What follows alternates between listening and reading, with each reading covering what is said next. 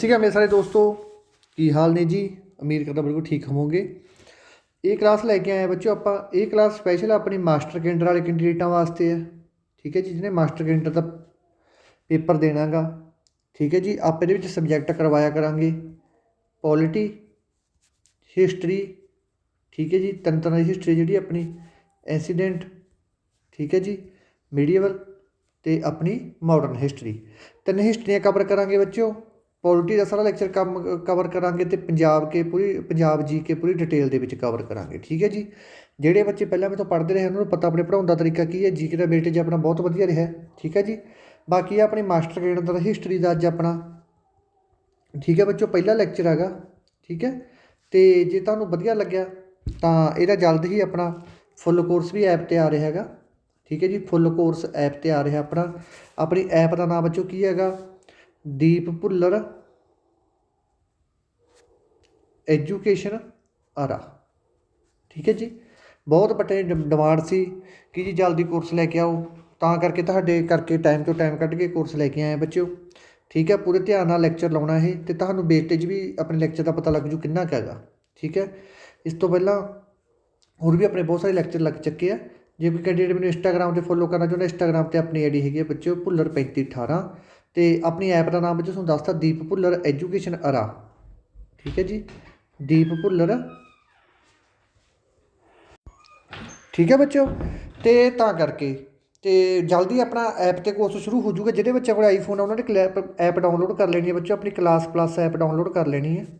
ठीक है बच्चों, तो क्लास प्लस ऐप लोड के ORG कोड मंगे जो तुसीं फिल करना XX RAM। ठीक है जी, ये कोड तुसीं फिल करना है। तो चलो जी, अज आप गल कर लगे हुण अपने प्राचीन भारती इतिहास का सैट नंबर 1। ठीक है जी, ये बारे आप डिटेल के गल करांगे। देखो बच्चों, प्राचीन इतिहास बारे जानकारी के मुख्य 4 स्रोत आ बच्चों। ਜਿਹੜੇ ਆਪਾਂ ਨੂੰ प्राचीन इतिहास बारे पता लगता है, ਆਪਾਂ ਨੂੰ 4 स्रोतों तो पता लगता। वो 4 स्रोत ਕਿਹੜੇ बच्चों, एक तो है धर्म ग्रंथ ਜਿਹੜੇ ਆਪਣੇ धार्मिक ग्रंथ है। नंबर 2 ਤੇ इतिहासक ग्रंथ ਜਿਹੜੇ ਆਪਣੇ इतिहास के बारे दसते हैं। नंबर 4 विदेशियों के विवरण, जिवें टॉलमी हो गया सी। ठीक है, ਹਿਊਂਗ सांग हो गया सी, ਜਿਹੜੇ विदेशी भारत ਦੇ ਵਿੱਚ ਆਏ ਸੀ ਉਹਨਾਂ ਦੀਆਂ ਜਿਹੜੀਆਂ ਰਚਨਾਵਾਂ ਲਿਖੀਆਂ ਹੋਈਆਂ ਉਹਨਾਂ ਤੋਂ। ਅਤੇ ਪੁਰਾਤਨ ਸੰਬੰਧੀ ਵਸਤਾਂ ਜਿਹੜੀਆਂ ਕਿ ਖੁਦਾਈ ਦੇ ਟਾਈਮ 'ਤੇ ਜਿਵੇਂ ਹੜੱਪਾ ਸੱਭਿਅਤਾ ਤੋਂ ਮਿਲੀਆਂ ਸੀ, ਜਾਂ ਹੋਰ ਵੀ ਕੋਈ ਜਦੋਂ ਕੋਈ ਉਹ ਹੁੰਦੀ ਹੈ ਖੋਜਾਂ ਹੁੰਦੀਆਂ ਉਹਦੇ ਵਿੱਚੋਂ ਚੀਜ਼ਾਂ ਨਿਕਲਦੀਆਂ। ਇਹਨਾਂ ਤੋਂ ਪਤਾ ਲੱਗਦਾ ਕਿ ਆਪਣੇ ਪ੍ਰਾਚੀਨ ਇਤਿਹਾਸ ਆਪਣਾ ਬਹੁਤ ਵੱਡਾ ਰਿਹਾ ਹੈਗਾ। ਠੀਕ ਹੈ, ਹੁਣ ਸਭ ਤੋਂ ਦੂਸਰੀ ਗੱਲ ਕਰਦੇ ਹਾਂ ਧਾਰਮਿਕ ਗ੍ਰੰਥ ਅਤੇ ਇਤਿਹਾਸਕ ਗ੍ਰੰਥ ਤੋਂ ਮਿਲਣ ਵਾਲੀ ਜਾਣਕਾਰੀ। ठीक है जी, ਤੁਹਾਨੂੰ ਇੱਕ ਗੱਲ ਦਾ ਪਤਾ ਹੈਗਾ, ਸਾਰੇ ਬੱਚਿਆਂ ਨੂੰ ਪਤਾ ਹੋਊਗਾ ਕਿ ਭਾਰਤ ਦੇ ਸਭ ਤੋਂ ਪੁਰਾਣੇ ਗ੍ਰੰਥ ਕਿਹੜਾ ਬੱਚੋ, ਵੇਦ ਹੈ। ਸਭ ਤੋਂ ਪੁਰਾਣੇ ਗ੍ਰੰਥ ਆ ਜਿਹੜੇ ਉਹ ਵੇਦ ਹੈ। ਇਹਨਾਂ ਵੇਦਾਂ ਦੀ ਜਿਹੜੀ ਮੁੱਖ ਸੰਖਿਆ ਬੱਚੋ 4 ਹੈ। ਦੇਖੋ ਉਪਵੇਦ ਵੀ ਹੈਗੇ ਗਾ ਇਹਨਾਂ ਦੇ, ਵੇਦਾਂ ਦੇ ਉਪਵੇਦ ਵੀ ਹੈਗੇ ਆ, ਪਰ ਇਹਨਾਂ ਨੇ ਵੇਦਾਂ ਦੀ ਸੰਖਿਆ ਪੁੱਛੀ ਹੈ ਤਾਂ ਵੇਦਾਂ ਦੀ ਸੰਖਿਆ ਆਪਣੇ ਬੱਚੋ ਕਿੰਨੀ ਆਊਗੀ, 4 ਆਊਗੀ। ਇਹ 4 ਵੇਦ ਕਿਹੜੇ ਕਿਹੜੇ ਆ ਬੱਚੋ, ਸਭ ਤੋਂ ਪੁਰਾਣਾ ਵੇਦ ਹੈਗਾ ਆਪਣਾ ਰਿਗਵੇਦ, ਇਹ ਤੋਂ ਬਾਅਦ ਯੁਰਵੇਦ, ਇਹ ਤੋਂ ਬਾਅਦ ਸਾਮਵੇਦ, ਫਿਰ ਅਥਰਵੇਦ। ठीक है जी, 4 अपने मुख्य तौर पर मन्ने जाने वाले वेद है। Very very very important. इस तो बाद अगे आप गल करते हैं ये बारे। कहते जो ऋग्वेद आ बच्चों, ऋग्वेद के 10 मंडल है। वैरी वैरी इंपॉर्टेंट, पूछा जाता होंगे पेपर के कि ऋग्वेद के किन्ने मंडल है। 10 मंडल है बच्चों। 10वें मंडल के पुरुष सकूत का जिक्र है। किहदा, पुरुष सकूत का जिक्र है, जिस विच 4 वर्ण, वर्णां नूं आपां वर्ग भी कह दिंदे हैं, वर्णां नूं आपां वर्ग के नाम नाल भी जानते हैं। 4 वर्गां नाल लेख किया गया कि इन्हां दा मतलब ये है कि उस समय दे विच जिवें 4 वर्गां दे विच लोक वंडे होए सी। एक तां हैगे सी बच्चों ब्राह्मण, जिहड़े सब तो उच्ची कैटागरी दे मन्ने जांदे हुंदे सी, लोक बहुत आदर सत्कार करदे सी। नंबर 2 ते आ जांदे सी कश्तरी, नंबर 3 ते वैश्य, ते 4 ते आ जांदी शूद्र। सब तो छोटी जाति, ठीक है, तो सब तो छोटी सब तो घटिया लोग जो समझ जाते थे शूद्र जाति के लोग समझे जाते थे। सब तो वधिया तो उच्च जाति के लोग समझे जाते थे जोड़े वो ब्राह्मणों को समझा जाता है। ये जोड़े बच्चों ब्राह्मण सब तो उच्ची जाति से, शूद्र सब तो नीवीं जाति से है। तो आप इंसान ही, पर इन्होंने वो टाइमों के 4 वर्गों के किया गया। 10वें मंडल के 4 वर्णों बारे दसा है। वर्णों को आप वर्गों के नाम भी मन सकते हैं। ठीक है, तो 1028 सूत्र है बच्चों ऋग्वेद के 10 मंडल, 1028 सूत्र है। इस 10,462 रचनावां की गिनती है। जिहड़ियां रचनावां बच्चों 10,462 है। इस लगभग 10,600 मंत्र है। ठीक है, 10,600 मंत्र है। ਇੱਕ ਤੁਹਾਨੂੰ ਪੇਪਰ ਦੇ ਵਿੱਚ ਵੀ ਆਮ ਤੌਰ 'ਤੇ ਇੱਕ ਚੀਜ਼ ਤੁਸੀਂ ਦੇਖਦੇ ਹੋਗੇ ਆਮ ਵੀ BC ਲਿਖਿਆ ਵਾ ਹੁੰਦਾ ਹੈ, ਕਿਤੇ ਤੁਹਾਨੂੰ AD ਲਿਖਿਆ ਵਾ ਮਿਲੂਗਾ। ਠੀਕ ਹੈ, BC ਵੀ ਮਿਲਿਆ ਦਿਸੂਗਾ, AD ਵੀ ਮਿਲਿਆ ਦਿਸੂਗਾ। BC ਦੀ ਫੁੱਲ ਫਾਰਮ ਕੀ ਹੈ? Before the birth of Jesus Christ. AD ਦੀ ਫੁੱਲ ਫਾਰਮ ਕੀ ਹੈ? ਐਨੋ ਡੋਮਿਨੀ। ਠੀਕ ਹੈ, ਇਸ ਦਾ ਅਰਥ ਹੈ in the year of Lord Jesus Christ. ਇੱਕ ਜਿਹੜਾ ਗਾਇਤਰੀ ਮੰਤਰ ਹੈ ਬੱਚੋ, ਗਾਇਤਰੀ ਮੰਤਰ ਤੁਸੀਂ ਨਾ ਸੁਣਿਆ ਹੋਊਗਾ। ਗਾਇਤਰੀ ਮੰਤਰ ਪੁੱਛਣ ਦੇ ਕਿਹੜੇ ਵੇਦ ਦੇ ਵਿੱਚ ਗਾਇਤਰੀ ਮੰਤਰ ਦੀ ਰਚਨਾ ਕੀਤੀ ਗਈ ਹੈ? ਜਿਹੜੀ ਗਾਇਤਰੀ ਮੰਤਰ ਹੈ ਬੱਚੋ, ਇਹਦੀ ਰਚਨਾ ਰਿਗਵੇਦ ਦੇ ਵਿੱਚ ਕੀਤੀ ਗਈ ਹੈ। ਠੀਕ ਹੈ, ਅਤੇ ਇਹ ਮੰਤਰ ਸੂਰਜ ਦੇ ਲਈ ਹੈ, ਸੂਰਜ ਹੈ ਜਿਹੜਾ ਆਪਣਾ ਸਨ। ਠੀਕ ਹੈ ਜੀ, ਹੁਣ ਆਪਾਂ ਦੂਜੇ ਨੰਬਰ 'ਤੇ ਜਿਹੜੀ ਗੱਲ ਕਰਨ ਲੱਗੇ ਹਾਂ ਬੱਚੋ, ਉਹ ਕਰਨ ਲੱਗੇ ਹਾਂ ਯੁਰਵੇਦ ਦੀ, ਕਿਉਂਕਿ ਰਿਗਵੇਦ ਦੇ ਵਿੱਚ ਜਿੰਨੇ ਪ੍ਰਸ਼ਨ ਬਣਨੇ ਸੀ ਉਹ ਆਪਾਂ ਕਰ ਲਏ। ਮੰਡਲ ਪੜ੍ਹ ਲਏ, ਸੂਤਰ ਪੜ੍ਹ ਲਏ, ਰਚਨਾਵਾਂ ਪੜ੍ਹ ਲਈਆਂ। ਠੀਕ ਹੈ ਜੀ, ਮੰਤਰ ਪੜ੍ਹ ਲਏ। ਸਭ ਤੋਂ ਪੁਰਾਣਾ ਗ੍ਰੰਥ ਹੈ। ਮੰਡਲਾਂ ਬਾਰੇ ਵੀ, ਜਿਹੜੇ ਮੰਡਲ ਦੀ ਆਪਾਂ ਨੂੰ ਲੋੜ ਸੀ ਉਹਦੇ ਬਾਰੇ ਵੀ ਆਪਾਂ ਜਾਣਕਾਰੀ ਇਕੱਠੀ ਕਰ ਲਈ। ਇਸ ਤੋਂ ਬਾਅਦ ਰਿਗਵੇਦ ਦੇ ਵਿੱਚ ਕੋਈ ਪ੍ਰਸ਼ਨ ਨਹੀਂ ਬਣਦਾ। ਹੁਣ ਗੱਲ ਕਰ ਰਹੇ ਹਾਂ ਬੱਚੋ ਆਪਾਂ ਯੁਰਵੇਦ ਦੀ। ਠੀਕ ਹੈ, ਬਲੀ ਦੇ ਸਮੇਂ ਮੰਤਰਾਂ ਦੇ ਨਿਯਮ। ਜਦੋਂ ਪੁਰਾਣੇ ਸਮੇਂ ਦੇ ਵਿੱਚ ਬਲੀ ਦਿੱਤੀ ਜਾਂਦੀ ਹੁੰਦੀ ਸੀ, ਪਰਮਾਤਮਾ ਨੂੰ, ਦੇਵੀ ਦੇਵਤੇ ਨੂੰ ਖੁਸ਼ ਕਰਨ ਵਾਸਤੇ ਬਲੀ ਦਿੱਤੀ ਜਾਂਦੀ ਹੁੰਦੀ ਸੀ, ਤਾਂ ਉਹ ਬਲੀ ਜਿਹੜੀ ਜੈਨ ਸਮੇਂ ਜਿਹੜੇ ਮੰਤਰ ਪੜ੍ਹੇ ਜਾਂਦੇ ਸੀ, ਠੀਕ ਹੈ, ਉਹ ਮੰਤਰਾਂ ਦੇ ਨਿਯਮ ਸੀ ਜਿਹੜੇ ਬੱਚੇ, ਅਤੇ ਸਾਰੇ ਇਸ ਯੁਰਵੇਦ ਦੇ ਵਿੱਚ ਸ਼ਾਮਲ ਹਨ। ਉਹ ਸਾਰੇ ਯੁਰਵੇਦ ਦੇ ਵਿੱਚ ਪਤਾ ਲੱਗਦਾ ਕਿ ਭਾਈ ਜਿਹੜੇ ਬਲੀ ਦੇ ਟਾਈਮ ਮੰਤਰ ਪੜ੍ਹੇ ਜਾਂਦੇ ਸੀ। ਇਹ ਕਰਮਕਾਂਡ ਪ੍ਰਧਾਨ ਗ੍ਰੰਥ ਹੈ। ਕਰਮਕਾਂਡ ਕਿ ਮਤਲਬ ਕੋਈ ਵੀ ਆਪਾਂ ਕਰਮ ਕਰਦੇ ਹਾਂ, ਠੀਕ ਹੈ, ਅਤੇ ਉਹਨੂੰ ਆਪਾਂ ਕੋਈ ਆਪਣੇ ਕਰਮ ਮਾੜੇ ਆ ਜਾਂ ਚੰਗੇ ਆ, ਉਹਨਾਂ ਵਾਸਤੇ ਜਿਹੜੇ ਹਵਨ ਕਰਵਾਉਣੇ ਆਪਾਂ, ਉਹ ਸਾਰਾ ਕੁਛ ਇਹਦੇ ਵਿੱਚ ਹੀ ਆ ਜਾਂਦਾ, ਤਾਂ ਕਰਕੇ ਇਹਨੂੰ ਕਰਮਕਾਂਡ ਗ੍ਰੰਥ ਕਿਹਾ ਜਾਂਦਾ। ਇਸ ਵਿੱਚ ਪਾਠ ਕਰਨ ਵਾਲੇ ਬ੍ਰਾਹਮਣਾਂ ਨੂੰ ਅਦਵਰੀਯੂ ਕਿਹਾ ਜਾਂਦਾ ਹੈ। ਜਿਹੜੇ 'ਚ ਪਾਠ ਕਰਦੇ ਆ ਬ੍ਰਾਹਮਣਾਂ ਨੂੰ ਅਦ ਵੀ ਪੁੱਛਿਆ ਜਾ ਸਕਦਾ। ਯੁਰਵੇਦ ਦੇ ਵਿੱਚ ਪਾਠ ਕਰਨ ਵਾਲੇ ਬ੍ਰਾਹਮਣਾਂ ਨੂੰ ਕਿਹੜੇ ਨਾਮ ਨਾਲ ਪੁਕਾਰਿਆ ਜਾਂਦਾ ਹੈਗਾ? ਅਰਧਵਰੀਯੂ। ਯੁਰਵੇਦ ਨੂੰ ਵੀ ਬੱਚੋ ਅੱਗੇ ਜਾ ਕੇ ਦੋ ਭਾਗਾਂ ਦੇ ਵਿੱਚ ਵੰਡਤਾ ਇਹਨਾਂ ਨੇ। ਦੋ ਭਾਗ ਕਿਹੜੇ ਕਿਹੜੇ ਬੱਚੋ? ਇੱਕ ਤਾਂ ਹੈਗਾ ਕ੍ਰਿਸ਼ਨ ਯੁਰਵੇਦ, ਇੱਕ ਸ਼ੁਕਲ ਯੁਰਵੇਦ। ਜਿਹੜਾ ਤਾਂ ਕ੍ਰਿਸ਼ਨ ਯੁਰਵੇਦ ਹੈ, ਇਹਦੇ ਵਿੱਚ ਵਾਰਤਕ ਹੈ। ਠੀਕ ਹੈ, ਜਿਵੇਂ ਕੋਈ ਕਿੱਸੇ ਲਿਖੇ ਹੋਏ ਹੁੰਦੇ ਆ। ਅਤੇ ਸ਼ੁਕਲ ਯੁਰਵੇਦ ਦੇ ਵਿੱਚ ਕਵਿਤਾਵਾਂ ਹੈਗੀਆਂ। ਠੀਕ ਹੈ, ਇਹ ਜਿਹੜਾ ਯੁਰਵੇਦ ਆ ਬੱਚੋ, ਇਹੀ ਆਪਣਾ ਇੱਕ ਅਜਿਹਾ ਗ੍ਰੰਥ ਹੋਇਆ, ਚਾਰੇ ਗ੍ਰੰਥਾਂ ਦੇ ਵਿੱਚੋਂ ਇੱਕ ਅਜਿਹਾ ਗ੍ਰੰਥ ਆ ਜਿਹਦੇ ਵਿੱਚ ਵਾਰਤਕ ਪਲੱਸ ਕਵਿਤਾ ਦੋਨਾਂ ਦਾ ਸੁਮੇਲ ਹੈ। ਦੋਨਾਂ ਦਾ ਕੀ ਹੈ ਬੱਚੋ? ਸੁਮੇਲ ਹੈ। ਓਕੇ, ਇੱਕ ਇਹੋ ਜਿਹਾ ਵੇਦ ਹੈ ਜਿਸ ਵਿੱਚ ਕਵਿਤਾ ਅਤੇ ਵਾਰਤਕ ਦੋਵੇਂ ਮੌਜੂਦ ਹਨ। ਹੁਣ ਤਾਂ ਤੂੰ ਪੁੱਛਿਆ ਜਾਊਗਾ ਯੁਰਵੇਦ ਨੂੰ ਕਿੰਨੇ ਭਾਗਾਂ ਦੇ ਵਿੱਚ ਵੰਡਿਆ ਗਿਆ ਹੈਗਾ? ਦੋ ਭਾਗਾਂ ਦੇ ਵਿੱਚ ਵੰਡਿਆ ਗਿਆ ਹੈਗਾ। ਜਾਂ ਪੁੱਛ ਸਕਦੇ ਕਿ ਇਹਨਾਂ 'ਚੋਂ ਕਿਹੜਾ ਵੇਦ ਵਾਰਤਕ ਵਾਸਤੇ ਹੈ, ਕਿਹੜਾ ਕਵਿਤਾ ਵਾਸਤੇ ਹੈ। ਠੀਕ ਹੈ ਜੀ, ਕਰਮਕਾਂਡ ਪ੍ਰਧਾਨ ਗ੍ਰੰਥ ਕਿਹੜਾ ਹੈਗਾ? ਠੀਕ ਹੈ, ਬ੍ਰਾਹਮਣਾਂ ਨੂੰ ਪਾਠ ਕਰਨ ਵਾਲੇ ਨੂੰ ਕੀ ਕਿਹਾ ਜਾਂਦਾ ਸੀ? ਇਸ ਤਰ੍ਹਾਂ ਪ੍ਰਸ਼ਨ ਮੰਨਗੇ। ਪ੍ਰਸ਼ਨ ਵੀ ਆਪਾਂ ਐਂਡ 'ਤੇ ਹਜ਼ਾਰ ਕਰਾਂਗੇ ਆਰਾਮ ਨਾਲ।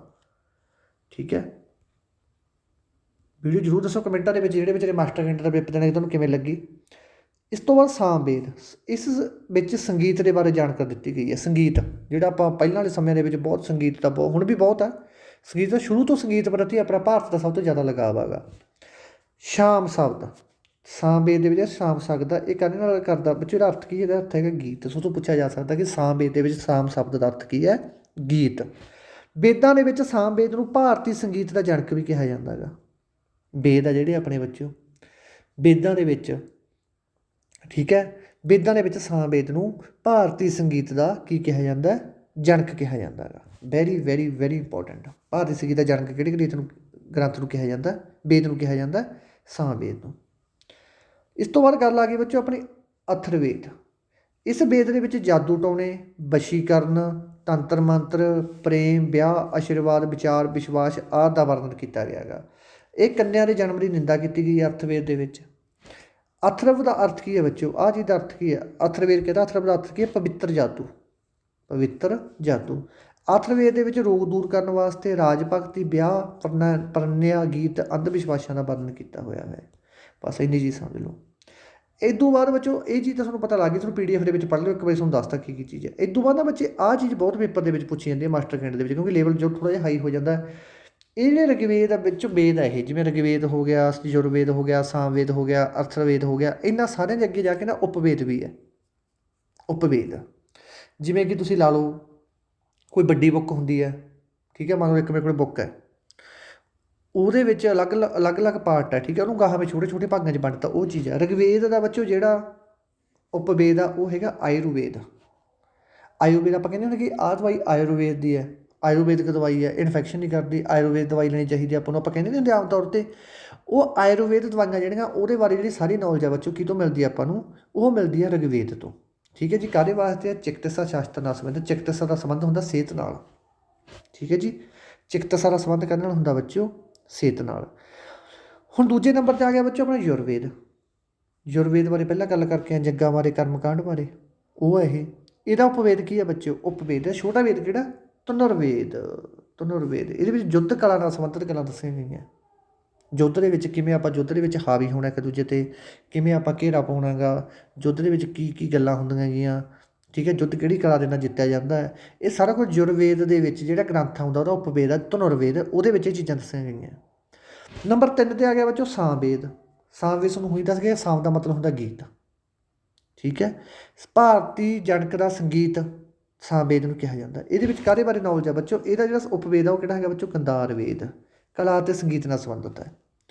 ਨੰਬਰ 4 'ਤੇ ਬੱਚੋ ਪੁੱਛਿਆ ਗਿਆ ਆਪਾਂ ਤੋਂ ਅਥਰਵੇਦ। ਅਥਰਵੇਦ ਕਾਹਦਾ ਸੰਬੰਧ ਬੱਚੋ? ਸ਼ਿਲਪ ਵੇਦ ਨਾਲ, ਜਿਹਦੇ ਵਿੱਚ ਭਾਵਨ ਕਲਾ ਨਿਰਮਾਣ ਬਾਰੇ ਲਿਖਿਆ ਹੋਇਆ। ਜਿਵੇਂ ਕਿ ਤੁਸੀਂ ਦੇਖਿਆ ਹੋਊਗਾ ਕਿ ਸਿੰਧੂ ਘਾਟੀ ਸੱਭਿਅਤਾ ਦੇ ਵਿੱਚ ਕਿੱਡੇ ਕਿੱਡੇ ਵੱਡੇ ਵੱਡੇ ਇਸ਼ਨਾਨ ਘਰ ਬਣਾਏ ਗਏ ਸੀ ਮੋਹਨਜੋਦੜੋ ਦੇ ਵਿੱਚ, ਠੀਕ ਹੈ। ਕਾਲੀ ਵੰਗਣ ਆਪਣੀਆਂ ਚੂੜੀਆਂ ਸੀ, ਵੰਗਣਾ ਉਧਰ ਰਾਜਸਥਾਨ ਦੇ ਵਿੱਚ, ਠੀਕ ਹੈ। ਲੋਥਲ ਆਪਣੀ ਗੁਜਰਾਤ ਦੇ ਵਿੱਚ। ਇਸ ਤਰ੍ਹਾਂ ਬਹੁਤ ਬਹੁਤ ਵੱਡੀਆਂ ਕਲਾ ਨਿਰਮਾਣ ਕੀਤੇ ਗਏ ਸੀ। ਆਪਣੇ ਕਲਾ ਨਿਰਮਾਣਾਂ ਬਾਰੇ ਜਿਹੜੀ ਸਾਰੀ ਜਾਣਕਾਰੀ ਆਪਾਂ ਨੂੰ ਸ਼ਿਲਪ ਵੇਦ ਦੇ ਵਿੱਚ ਮਿਲਦੀ ਹੈ। ਸ਼ਿਲਪ ਵੇਦ ਕਿਹਦਾ ਉਪਵੇਦ ਹੈ? ਅਥਰਵੇਦ ਦਾ। ਭਾਰਤ ਨਿਰਮਾਣ ਕਲਾ ਨਾਲ ਸੰਬੰਧਿਤ ਹੈ। ਦੇਖੋ ਹੁਣ ਪ੍ਰਸ਼ਨ ਕੀ ਬਣਨਗੇ ਪੇਪਰ ਦੇ ਵਿੱਚ? ਪੇਪਰ ਦੇ ਵਿੱਚ ਜਦੋਂ ਪ੍ਰਸ਼ਨ ਕੀ ਬਣੂਗਾ ਪੁੱਛਿਆ ਜਾਊਗਾ, 4 ਆਪਸ਼ਨਾਂ ਦੇ ਦੇਣਗੇ ਤੁਹਾਡੇ ਮੂਹਰੇ। ਆਖਣਗੇ ਇਹਨਾਂ ਵਿੱਚੋਂ ਸਾਮਵੇਦ ਹੈ ਜਿਹੜਾ, ਉਹਦਾ ਉਪਵੇਦ ਕਿਹੜਾ ਗਾ? ਸਾਮਵੇਦ ਦਾ ਉਪਵੇਦ ਕਿਹੜਾ ਗਾ? ਤੁਸੀਂ ਕੀ ਜਵਾਬ ਦਿਓਗੇ? ਹੁਣ ਜਿਹੜੇ ਬੱਚੇ ਪੜ੍ਹ ਕੇ ਗਏ ਹੋਣਗੇ ਉਹਨਾਂ ਨੂੰ ਪਤਾ ਹੋਊਗਾ ਆਯੁਰਵੇਦ ਤਾਂ ਰਿਗਵੇਦ ਨਾਲ ਸੰਬੰਧਿਤ ਹੈ, ਧਨੁਰਵੇਦ ਇਹਦੇ ਨਾਲ ਸੰਬੰਧਿਤ ਹੈ, ਤਾਂ ਗੰਧਾਰ ਵੇਦ ਹੈ ਜਿਹੜਾ ਇਹ ਆ ਜਾਂਦਾ ਸਾਮਵੇਦ ਨਾਲ ਸੰਬੰਧਿਤ, ਠੀਕ ਹੈ। ਇਸ ਤਰ੍ਹਾਂ ਵੇਦ ਵੀ ਸਾਰੇ ਆਪਾਂ ਯਾਦ ਕਰਨੇ, PDF ਤੁਹਾਨੂੰ ਇਹਦੇ ਮਿਲ ਜਾਣਗੇ। ਇਸ ਤੋਂ ਬਾਅਦ ਅੱਗੇ ਬ੍ਰਾਹਮਣ। ਹਰੇਕ ਬੇਦੀ ਦੀ ਵਾਰਤਕ ਰਚਨਾ ਹੀ ਬ੍ਰਾਹਮਣ ਹੈ, ਠੀਕ ਹੈ। ਜਿਹੜਾ ਵੀ ਕੋਈ ਬੇਦੀ ਹੁੰਦਾ, ਜਿਹੜਾ ਵੇਦ ਬਣਾਉਂਦਾ, ਉਹਦੀ ਜਿਹੜੀ ਵਾਰਤਕ ਰਚਨਾ ਹੁੰਦੀ ਹੈ, ਰਚਨਾ ਹੀ ਬ੍ਰਾਹਮਣ ਹੈ। ਹਰ ਵੇਦ ਵਿੱਚ ਕੁਝ ਕੁਝ ਬ੍ਰਾਹਮਣ ਜੁੜੇ ਹੋਏ ਹਨ, ਠੀਕ ਹੈ। ਹਰੇਕ ਵੇਦ ਦੇ ਵਿੱਚ ਕੁਝ ਬੱਚੋ ਕੁਝ ਬ੍ਰਾਹਮਣ ਜੁੜੇ ਹੋਏ। ਬ੍ਰਾਹਮਣਾਂ ਦੇ ਨਾਂ ਜ਼ਰੂਰ ਯਾਦ ਰੱਖਣੇ ਤੁਸੀਂ, ਠੀਕ ਹੈ। ਦੇਖੋ ਜਿਵੇਂ ਰਿਗਵੇਦ ਨਾਲ ਕਿਹੜੇ ਕਿਹੜੇ ਬ੍ਰਾਹਮਣ ਜੁੜੇ ਹੋਏ ਆ? ਕੌਸ਼ਿਤਕੀ, ਐਤਰੀਏ। ਸਾਮਵੇਦ ਨਾਲ ਕਿਹੜੇ ਜੁੜੇ ਹੋਏ ਆ ਬੱਚੋ? ਪੰਚਵਿਸ਼, ਜੈਮਿਨੀ। ਯੁਰਵੇਦ ਨਾਲ ਕਿਹੜੇ ਕਿਹੜੇ ਜੁੜੇ ਹੋਏ ਆ? ਤੈਤਰੀਏ, ਸਤਪਥ। ਅਥਰਵੇਦ ਨਾਲ ਕਿਹੜੇ ਜੁੜੇ ਹੋਏ ਆ ਬੱਚੋ? ਗੋਫਿਤ। ਕਿਹੜੇ ਜੁੜੇ ਹੋਏ ਆ? ਗੋਫਿਤ, ਠੀਕ ਹੈ। ਗਾਹਾਂ ਜਾ ਕੇ ਨਾ ਬ੍ਰਾਹਮਣਾਂ ਬਾਰੇ ਵੀ ਚੰਗੀ ਤਰ੍ਹਾਂ ਪੜ੍ਹਨਾ, ਕੋਈ ਵੀ ਚੀਜ਼ ਆਪਾਂ ਛੱਡ ਕੇ ਜਾਣੀ, ਕਿਉਂਕਿ ਪੇਪਰ ਦੇ ਪੁਆਇੰਟ ਆਫ ਵਿਊ ਤੋਂ ਆਪਣੇ ਵਾਸਤੇ ਸਾਰੀਆਂ ਹੀ ਚੀਜ਼ਾਂ ਬਹੁਤ ਹੀ ਜ਼ਿਆਦਾ ਮਹੱਤਵਪੂਰਨ ਹੈ, ਓਕੇ।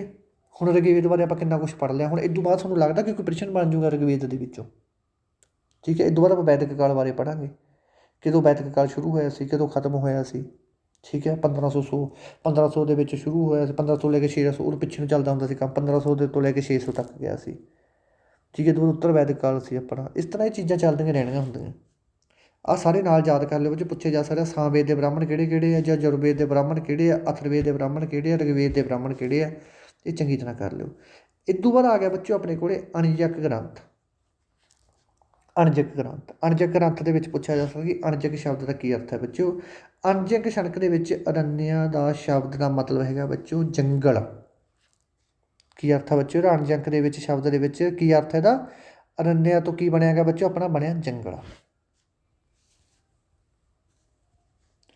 ਅਰਣਿਕ ਇੱਕ ਦਾਰਸ਼ਨਿਕ ਗ੍ਰੰਥ ਹੈ। ਦਾਰਸ਼ਨਿਕ ਗ੍ਰੰਥ ਕਿਹੜਾ ਹੁੰਦਾ? ਜਿਹੜਾ ਆਪਾਂ ਨੂੰ ਦਿਸ਼ਾ ਦਿੰਦਾ ਹੈ, ਜਿਹੜਾ ਆਪਾਂ ਨੂੰ ਰਸਤਾ ਦੱਸਦਾ, ਜਿਹੜਾ ਆਪਾਂ ਨੂੰ ਪਾਥ ਦਿੰਦਾ ਹੈ, ਜੋ ਕਿ ਜਿਨ੍ਹਾਂ ਦੇ ਵਿਸ਼ੇ, ਇਹਨਾਂ ਦੇ ਵਿਸ਼ੇ ਕੀ ਹੈ ਬੱਚੋ? ਇਹਨਾਂ ਦੇ ਵਿਸ਼ੇ ਹੈਗੇ ਆਤਮਾ, ਪਰਮਾਤਮਾ, ਜਨਮ ਆਦਿ, ਠੀਕ ਹੈ। ਇੱਕ ਦਾਰਸ਼ਨਿਕ ਗ੍ਰੰਥ 'ਚ ਕੀ ਦੱਸਿਆ ਗਿਆ ਬੱਚੋ? ਕਿ ਆਤਮਾ ਦਾ ਪਰਮਾਤਮਾ ਨਾਲ ਮਿਲਣ ਕਰਾਉਣਾ।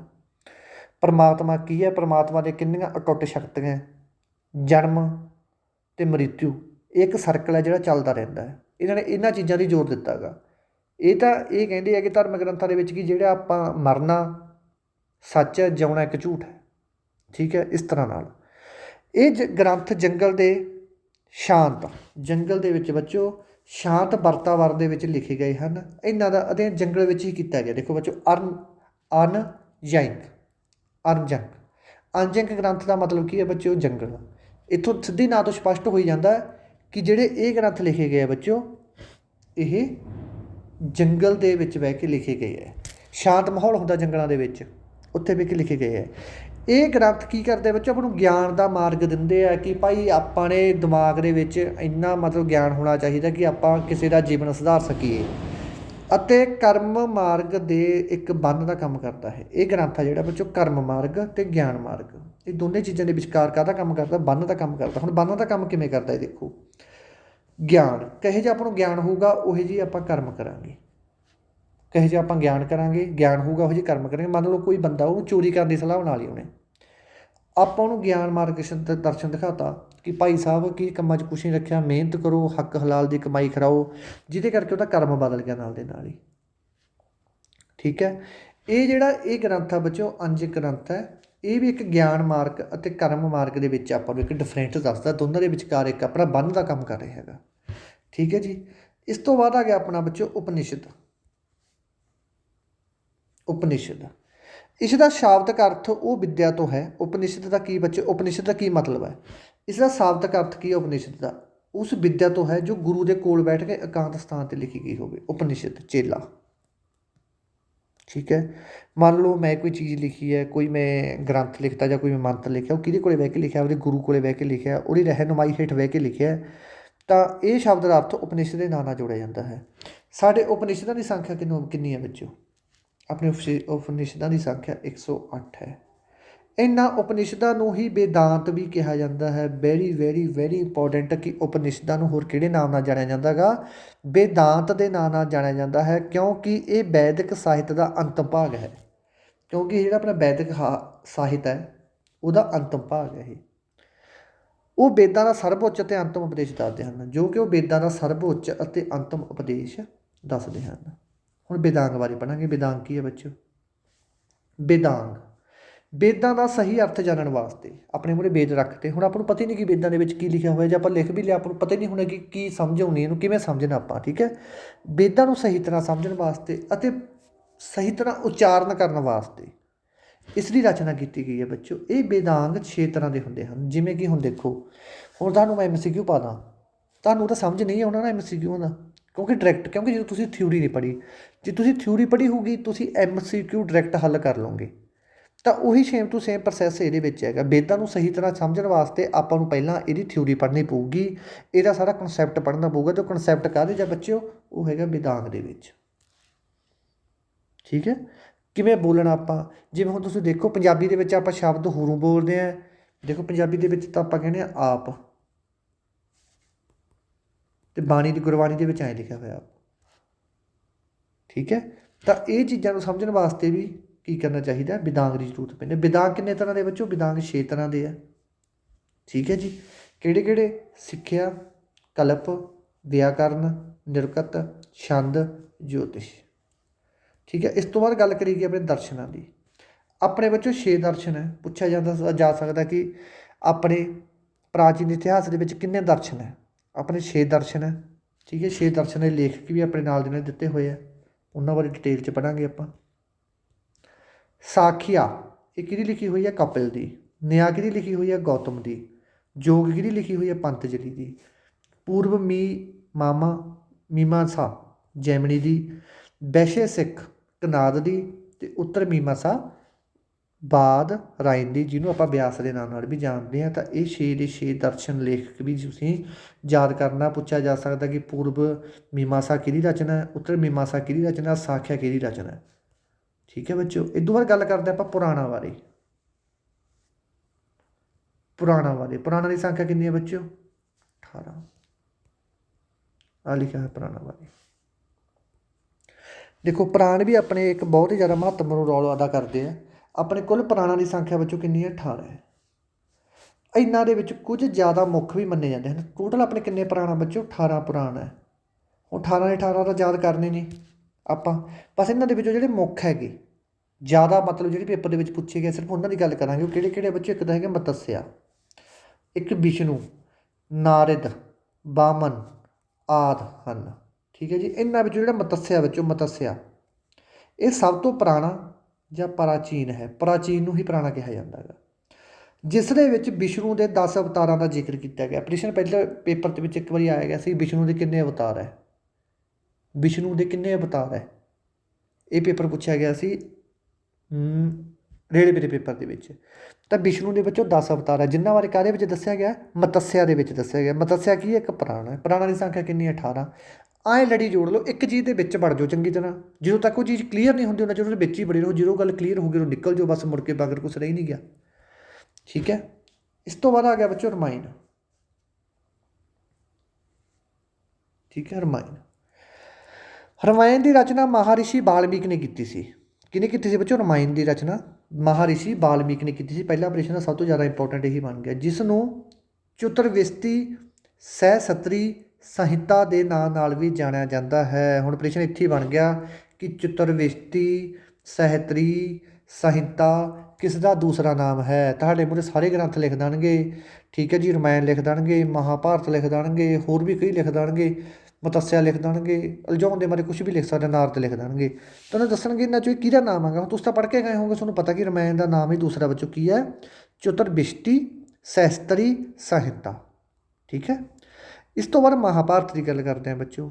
ਮਹਾਭਾਰਤ ਦੇ ਵਿੱਚ ਤੁਹਾਨੂੰ ਇੱਕ ਚੀਜ਼ ਪਤਾ ਕਿ ਮਹਾਭਾਰਤ ਇਸ ਦੀ ਰਚਨਾ ਕਿਹਨੇ ਕੀਤੀ ਸੀ ਬੱਚੋ? ਮਹਾਰਿਸ਼ੀ ਵੇਦ ਵਿਆਸ ਨੇ ਕੀਤੀ ਸੀ। ਕਈ ਵਾਰੀ ਇਕੱਲਾ ਵਿਆਸ ਵੀ ਲਿਖਿਆ ਜਾਂਦਾ ਹੈਗਾ, ਵੇਦ ਵਿਆਸ ਨੇ ਕੀਤੀ ਸੀ।